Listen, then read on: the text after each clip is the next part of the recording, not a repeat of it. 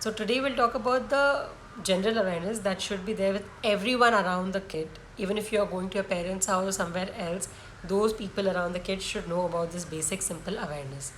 Number one, let's start with a living room or a bedroom. Your bed or sofa should not be near a window. If it is near a window, it gives a platform for the kid to climb up and reach the window, which is very dangerous. So make sure that your sofa or the bed is at least 1 or 2 feet away from the window so that the child does not get access to the window. Number one. Number two, we all use tablecloth in our house to cover the center table, the coffee table, the dining table. But what if the child gets the grip of the tablecloth? It'll just fall, everything on the table will just fall on the child.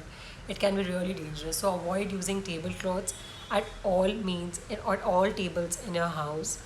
Do not place any hot cup of tea, coffee, even after you have completed it, on the table which is reachable to the child, because the child's skin is 30 to 40% thinner than ours, and it will get burnt even with an empty cup of tea or coffee, whatever. So do not place it within child's reach.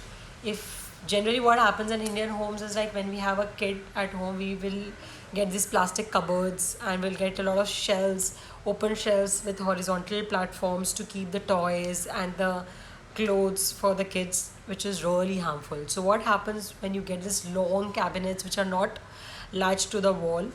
Even if the child opens or steps on the first level of the drawer or the cabinet, the whole cabinet will fall on the child. You will not believe, but every 43 minutes a child gets injured only in United States. Leave about the whole world. Every 43 minutes a child gets injured only by tipping of such furniture or a TV.